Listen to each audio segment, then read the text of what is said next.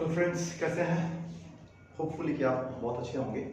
और चलिए आप लोगों का वेलकम करता हूँ अपने यूट्यूब चैनल कैप्सूलाइज एकेडमी में। जेपीएससी का मेंस का एग्जाम होने वाला है। आप लोगों को पता ही होगा कि अभी जेपीएससी का मेंस जो है आपका शेड्यूल्ड है 22, 23 एंड 24 में। और जो भी बच्चे जेपीएससी मेंस लिख रहे हैं या किसी भी एग्जाम्स के मेंस की तैयारी कर रहे हैं उनके लिए टॉपिक बहुत इंपॉर्टेंट है, क्योंकि आज मैं कुछ बताऊंगा एग्जाम से पहले बहुत इंपॉर्टेंट टिप्स जो आपको मेंस में बहुत हेल्प करेंगे। राइट, सबसे पहले तो क्वेश्चन में एक मॉडल जो आंसर लिखने का तरीका आज मैं वो आपको बता देता हूँ। जैसे कि मान लीजिए कि क्वेश्चंस में पॉलिटी का एक पार्ट है और इसमें उसने दे दिया कि राज्यपाल की भूमिका के बारे में बताएं। ठीक है, सिंपल सा क्वेश्चन है। ठीक है, अगर मेंस में इस तरह से आता है तो आपको लिखना कैसे है, क्योंकि देखिए मेंस की स्ट्रैटेजी बिल्कुल डिफरेंट होती है पीटी के कंपैरिजन में। पीटी का जो होता है वो ऑब्जेक्टिव टाइप होता है, उसको आपको अलग तरह से क्या करना पड़ता है, टैकल करना पड़ता है। लेकिन मेंस में चूंकि सारे पेपर सब्जेक्टिव होंगे तो इसमें आपका कोर नॉलेज चेक किया जाएगा। कोर नॉलेज इन मतलब कि आपको लिखने का तरीका कितना अच्छा आता है और आपका जो नॉलेज है अपने सब्जेक्ट में आपकी कितनी पकड़ है। राइट, जैसे आपने पॉलिटी लिख रहे हो तो पॉलिटी के लिखने का तरीका बिल्कुल अलग होगा इकोनॉमिक्स के तरीके से, या फिर ज्योग्राफी जब आप लिख रहे हो तो वो इकोनॉमिक्स से बिल्कुल अलग होगा ज्योग्राफी में लिखने का तरीका। तो हर मतलब हर सब्जेक्ट में जो आपके पेपर्स होंगे, राइट, हर पेपर में जो पेपर 6 पेपर हमारे होंगे, ये 6 पेपर का जो एग्जाम्स होगा उस हर पेपर में लिखने का तरीका बिल्कुल अलग शेड्यूल्स होता है, अलग तरीके से उसको मैनेज किया जाता है। अब जैसे मान लीजिए इसमें थोड़ी देर में पॉलिटी बता दूं तो पहले आपको क्या करना पड़ेगा, राज्यपाल की भूमिका के बारे में अगर क्वेश्चन है तो सबसे पहले तो आपको बताना पड़ेगा कि जो राज्यपाल होते हैं इनके जो बेसिक जो स्ट्रक्चर होते हैं, यानी कि राज्यपाल से संबंधित किस आर्टिकल के तहत राज्यपाल की नियुक्ति होती है। ठीक है, क्लियर है? राज्यपाल जो है वर्तमान में कितने राज्यों में है, और जहां राज्यपाल नहीं है वहां पर जैसे कि यूटीज में जो है वो राज्यपाल की जगह किन की नियुक्ति की जाती है। राइट, ये सब बहुत इंपॉर्टेंट चीज जो हम लोग मिस कर देते हैं।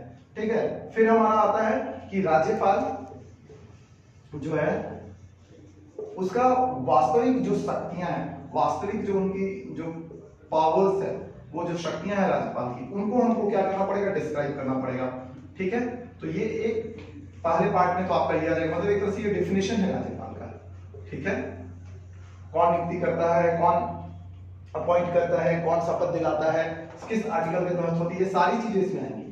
फिर राज्यपाल की जो शक्तियां हैं वो आएंगी। आपको बताना पड़ेगा कि राज्यपाल के नॉर्मल, अब इसमें दो चीजें हैं, सामान्य शक्तियां और विशेषाधिकार शक्तियां। ठीक है, विशेषाधिकार शक्तियां। अब आपने क्या किया, सामान्य शक्ति भी लिख दिया, विशेषाधिकार शक्ति भी लिख दिया। अब आपने इसको इसके अंतर्गत सबसे इंपॉर्टेंट है पॉलिटी का पार्ट है तो आर्टिकल्स।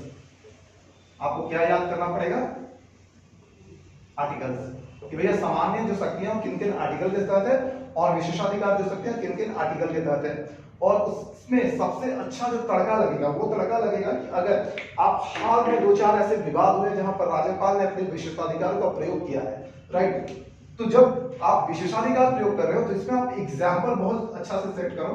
ठीक है, या सामान्य अगर आप शक्तियां लिख रहे हो तो उसमें भी कोई एग्जाम्पल सेट करो रिसेंट में जहां पर राज्यपाल ने इन शक्तियों का प्रयोग किया, इन आर्टिकल्स का प्रयोग किया। जैसे आप देख सकते हो अभी हाल में दिल्ली और एलजी का विवाद हुआ। बंगाल में जाओगे तो ममता बनर्जी और जो उस समय जगदीप धनखड़ थे वहां के राज्यपाल, उनका विवाद हुआ था। ठीक है, जो वर्तमान में हमारे क्या है उपराष्ट्रपति है, उनका विवाद हुआ था। उसी तरह बहुत से स्टेट में आप देखोगे अलग अलग विवाद होते हैं। इन विवादों को आप देखोगे किस आर्टिकल के तहत क्या क्या प्रोसीजर हुआ। या इवन आपके झारखंड में भी, अगर हम चूंकि झारखंड का एग्जाम लिख रहे इस बार, तो झारखंड में आप देखोगे कि राज्यपाल ने अपने विशेष पावर का प्रयोग किया था। ठीक है, और उसको पॉकेट में रखा हुआ था बहुत दिन तक। फैसला किसके खिलाफ नहीं जताया था, सीएम हेमंत सोरेन के खिलाफ। ठीक है, तो ये जो विवाद हुआ था, इस विवाद पर भी आप क्या कर सकते हो, अपनी प्रतिक्रिया दे सकते हो। तो बहुत सारे ऐसे विवाद हैं जिनको आपको देखकर और बैलेंस वे में लिखना होगा।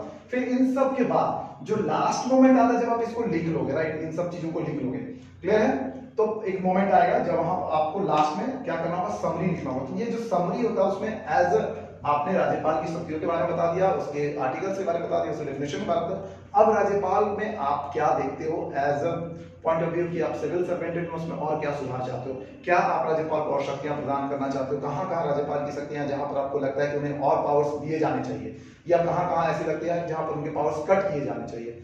ठीक है, तो इन चीजों को बैलेंस करते हुए आपको क्या करना होगा, लास्ट में, सबसे लास्ट में आपको यही करना होगा कि आपको क्या लिखना होगा, समरी लिखना होगा, राइट। और इसमें आपको दिखना होगा कि जो राज्यपाल की जो शक्तियां हैं वो आपके पॉइंट ऑफ व्यू से एज अ सिविल सर्वेंट, ठीक है, आपके पॉइंट ऑफ व्यू से वो कितना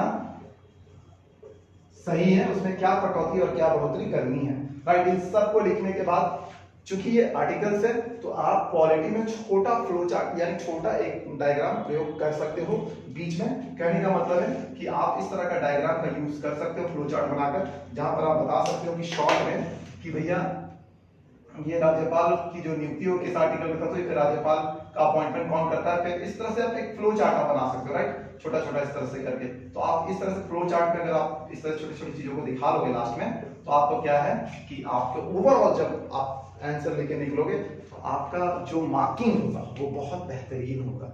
ये तो पॉलिटी कहते हैं। इसी तरह जब आप इकोनॉमिक्स में जाओगे और इकोनॉमिक्स में इस बार कुछ लिखोगे, तो वहां पर आपको कहां पर ग्राफ लगाना है, कैसे ग्राफ को कनेक्टिविटी देना है, और कैसे डेटा को इंसर्ट करना है, प्रेजेंट डेटा जो अभी वर्तमान में बहुत सारे जो हमारे क्वेश्चंस में यूज होंगे उन डेटा को हमें डालना है। ये सब चीजें बहुत इंपॉर्टेंट हो जाएंगी। ज्योग्राफी में कहाँ मैप डालना है, मैपिंग से और करंट जो इवेंट्स चल रहे हैं कैसे उसको रिलेट करकर हम ज्योग्राफी में बहुत अच्छा आंसर कर सकते हैं मैपिंग के साथ। कंक्लूजन बहुत इंपॉर्टेंट हो जाता है। तो साइंस एंड टेक में फिगर आउट करना बहुत जरूरी होता है, और साइंस एंड टेक का जो लिखने का तरीका तो बिल्कुल अलग होता है, टू द पॉइंट होता है, और चीजें जो उसमें नेम्स होते हैं वो बहुत इंपॉर्टेंट होते हैं याद करने के लिए। तो आप हर सब्जेक्ट में जब आप एग्जाम दोगे तो आप हर एक सब्जेक्ट में अलग अलग स्ट्रैटेजी होगी। होपफुली कि आपको ये मेरी जो स्ट्रैटेजी काफी मदद करेगी। आप इस बार एग्जाम बहुत अच्छा से लिखो, और मेरी पूरी कोशिश रहेगी कि आप लोग मेंस बहुत अच्छा से लिखे। इसलिए मैंने लास्ट टाइम आपको ये अचूक बांध दिया है कि आप इसमें पढ़ो, अच्छे से तैयारी करो, राइट।